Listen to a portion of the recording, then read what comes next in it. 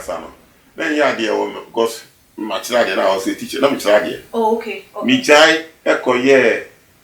modern Ghana builder, some your manager. Okay. Besides, baby, I dear see Kanishi market.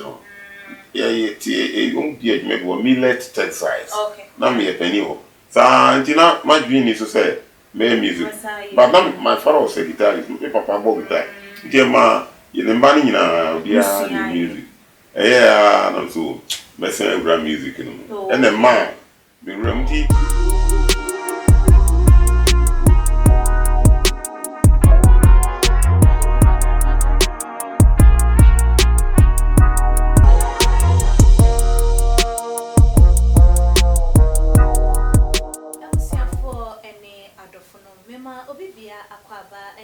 So much GHS so can we have a jumedi and a bread as to say Muniaba Mosun for a PS Kappa and then so may they ever soon a tea for any asher for now ever soon for and a day in some ababato afternoon so a dear a moire hoka crapa a year now and so bend a di say yaka a yun to me a brantier. And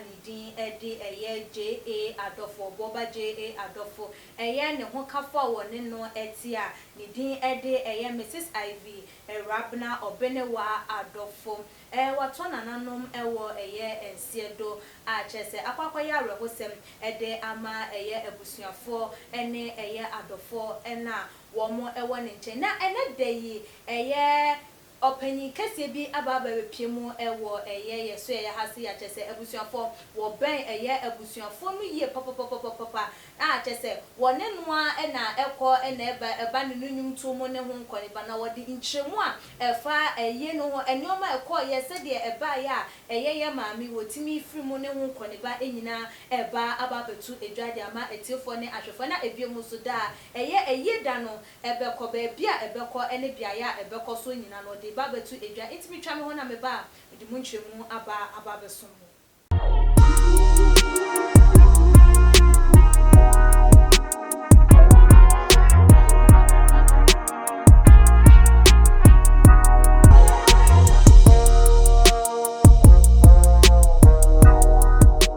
I was here for my son, so Emma Mo Aquaba, a baby, you may do, you may quite a soya saying, a Mama Juliet. Ventures say Mama Juliet dana da bono and samrane san nyoma pa wo ton entia inchense papa oba wo kitchen where SCC hwehwe Mama Juliet atwa kwan ewo abeka la pass na ene no endi eye kasubo na baby a wo pese wo ntoto wo nyoma no ono so won fa embrewo ewo no betimi afa number ewo screen so na ne edi nkomo ni trophies so ebo ye chidom eba ne dan so ebo dia wo mo ene wo so hwehwe wo macha kwan mo wo dan so emfa emma na wo so yenkasa wa bobra enye nchense edi bebo so 2 years 3 years na pani bi dey roofing papa chance papa wo mo embo emfa ma so to ewie ebo na chance etim die etimu a ene so metwa ne yopo edi ama se de wo mo edin etie form number na ene wo mo entwetwen enkomo Winners Aluminium Limited and so ye can not just yenja wo so actually the eban aluminium we glass work dia wo mo ebedi se adwuma no e de amount because o makwadre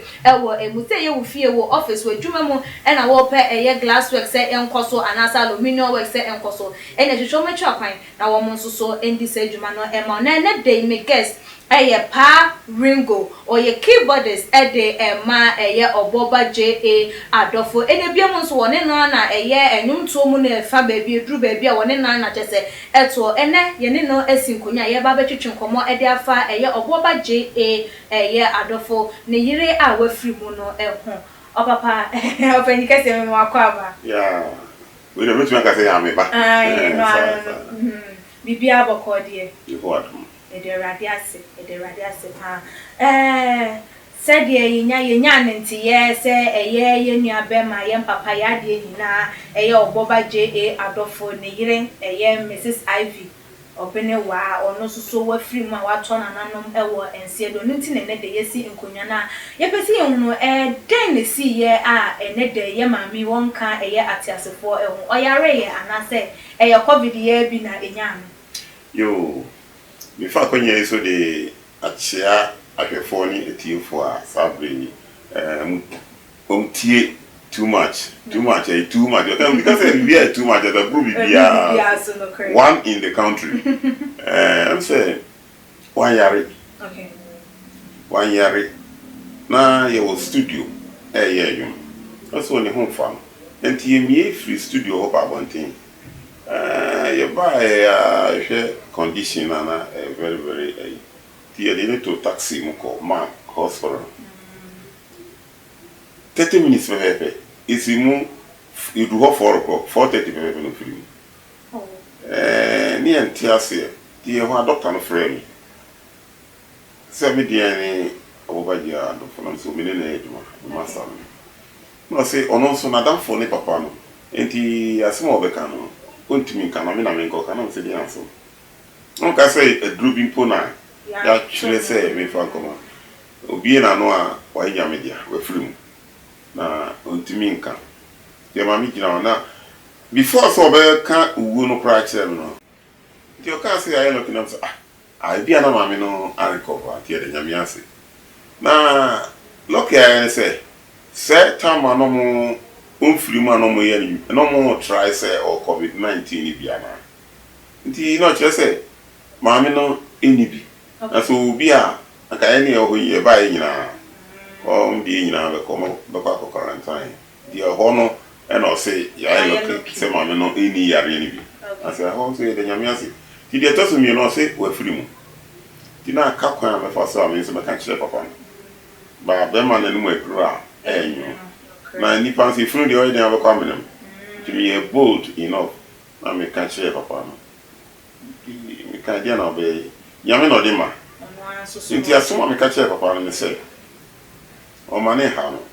e say obi ye papa wa asasi so na che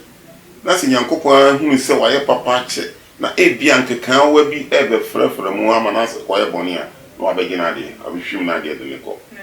enti mi chichi ni were sa ma enti ase eduma ye de ko shim enti say ya wo de ebe ene bo so mi nine na otwe mi ensa okay because of COVID-19 enti ye tumi ko sie ni se be akoko okay ye se be twente say yare no ebe perform the abasa na ye twen a say na say ye say ikoyi na san ba bi say social distancing ye kwa e bia na akofa o how bia ba so between mani shima say ya be say enifie e na da be enebna sorry if you are there be na ochi eni be 4th September oh yeah they never call Cosmos School Park. Okay. Oh, Abeka Market. Sorry, La Paz Market. You see, Adofo ati. Sabi, ne ho odom. Okay. Oboba Adofo ne ho odom. Ena ne papa ya oyenti ena ma ne ho aba edom. Obo a odin asu din na nyede. Okay. Di ese Adofo said the obi anim say etu obi a obi kopepo obi anim ni so no the Adofo emra ememo na wonsum oni nipa yo ya papa parego ye hwe ye mami said the wake kan nsem no e dia atu eja after say wo free mu no muteki like mama adopter for ni ehwehwe mu hu adekobia potia man itimi free mu that moment within some 30 seconds said na wo kan o ma ye hwehwemu ahunu na o hwehwemu course no de ne kosi ana hwehwemu nso so akoso yo me ba medase memo no kre doctor kan bi a kire o kire se obisa se o BP ama okay me se de bi oni BP no say that moment no wu ye no ana na BP onya BP that moment no onya BP ti e course prekope and say itwam etopon no say BP na ekun no na woni bi ba that moment na wonya bie na ebeba ada so binya low ana say hi e banso a na woni bi na ebeba why look ya ebeba with force okay na say that moment na wonya bi na da asem bi a wote ya na bi ya obi na e ma ni enya because wanya shock bi enya de say ebema wo BP akosoro nti den na ma ni BP ni timi rise ya edini wo bai oh Oni ni kuntamu ye fe sere o broni bibia ne wa obeto akomedo na yare nso de enim se obi atwa somato so ana se ye de okoto efiase ebitumi basa lobi so ho a na yare no abakeke di minimum no nti ono ne den de ba keke yare na ba oni obi ani asem ma no ba time you share the picture and crowds was smile time bia odoni part bia no sere a chese eye nyame boa eye on the 4th September na mo be yi na ba mo be sie no na mo be kwa kope na chi krabia e wo hefa Osu cemetery okay na eye mo kwa aba no na se asori na yi nyina be ko so ye kopa ku sie no pa ba be transfer honoma okay you know na kwesi adanso Adofo nso beba bibia bia nso migidi se bia either say be no park na so say be ufu soma na say ananso eba ho no a na say sakrai bi ba na say yen no ho de be ko asori dem na say ya nipa eba ho no ye ba ma omason ati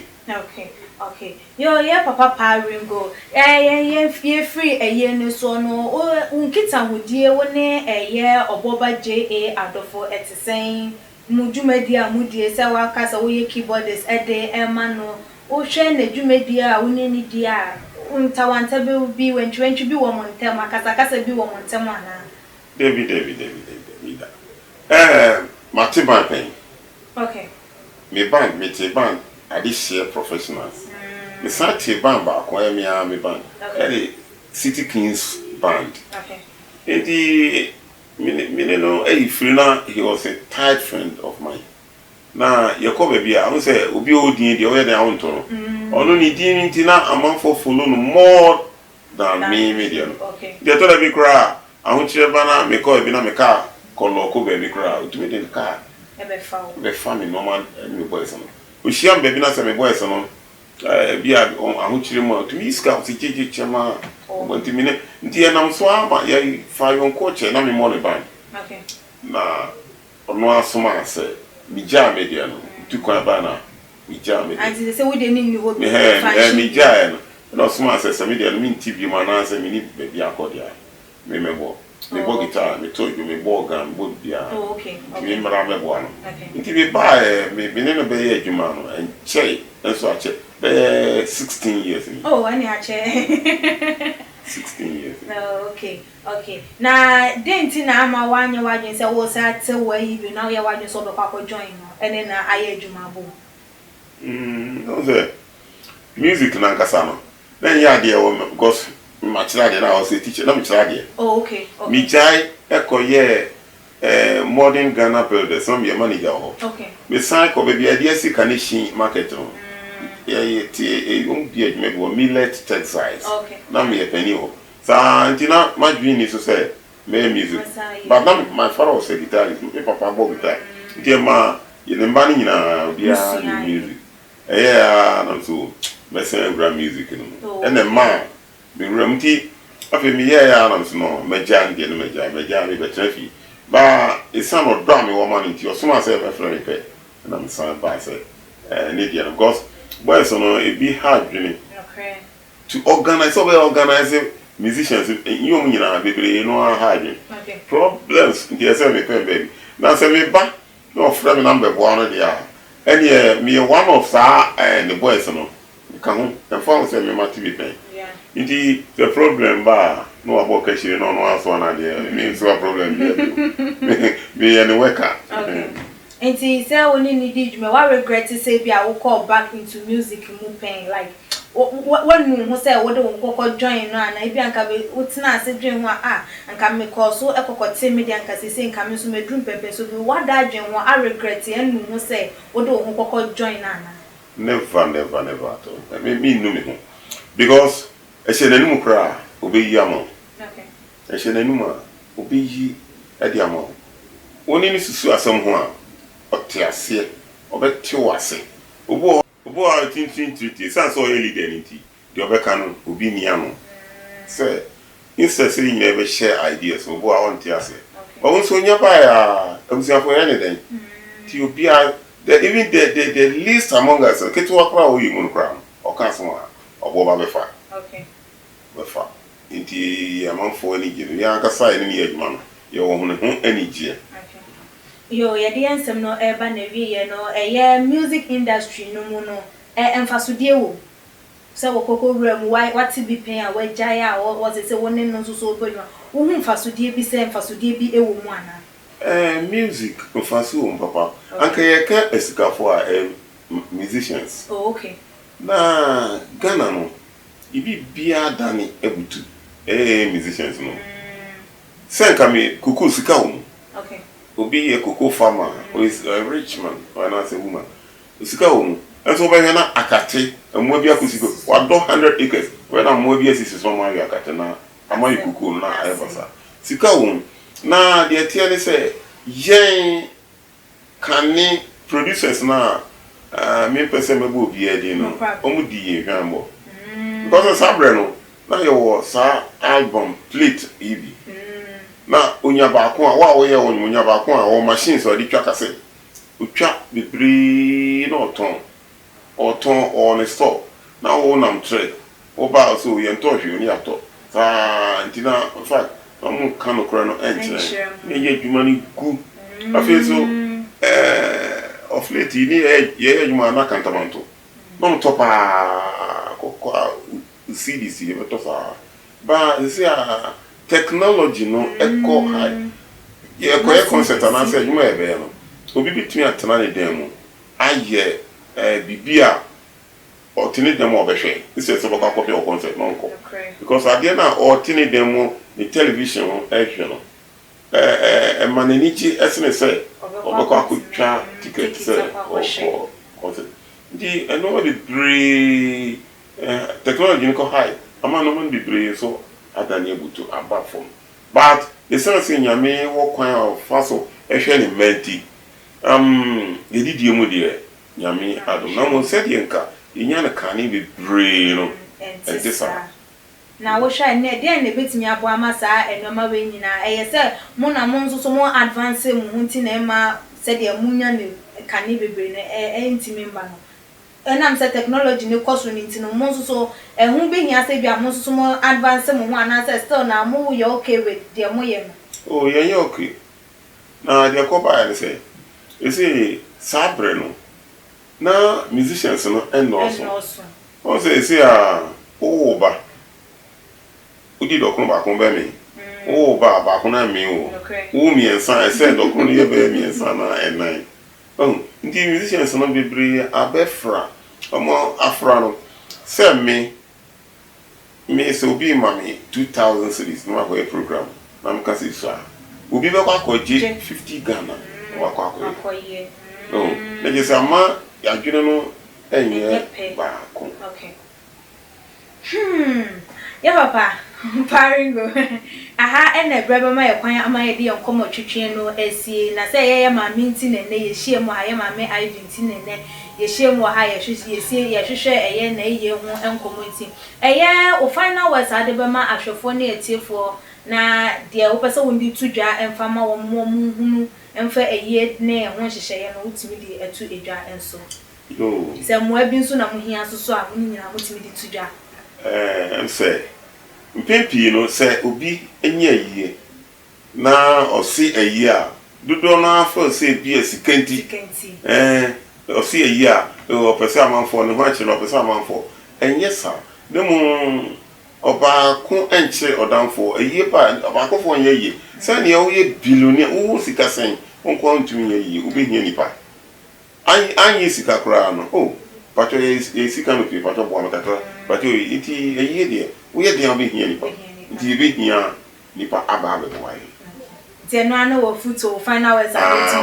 omo mra me boy ye peja ayie no na ye kra be hwe jo Ebusiafo aha ena ebrebe ye kwan ama ye de ye nkomo twetwe no esie ene de yi eye papa Paringo oye keyboardist ede ema eye oboba J.A Adofo ene ne de ye ne no etwetwe nkomo ya twetwe nkomo de afa eye ye papa eye oboba J.A Adofo ne yiri ewuo no ho ene biem so enwumto adwuma no aseho no ono ankasa eye nkitawude onya no eye enwumto mu ne no ene ne de ye di etu edwa wonso so awo fi de na betima kafa ensem yi ehun for wadwentre ebra wo onti bibia se anase bibia ni a wo betimi asende eye wo comment na nchemu bia no ye de atu edwa ede amam subscribe to your channel no like your videos na share fama ebusiafo ne adofo no e all the social media platform me a me de dwuma de ho chia me medi ene ekwe sika padasene ye besane hia makram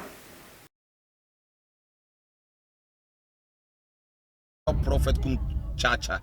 on se me catch was say bomoden na hwe too much gh on se me kan ye nye ne bone pa ne kase ye pe wo wi ase ya asodin ti na adam wo hu nyame ye no nyam no wo hu ne ma bi a wo hwehwe e wo other place ne ade cat won na bomoden na be hwe too much gh be hwe ne subscribe bomoden o be hwe pe na wa ye subscribe o subscribe subscribe na subscribe na o subscribe a na wo benya ne ma pe a wo pe ne ma papa a wo pe ahwe nyame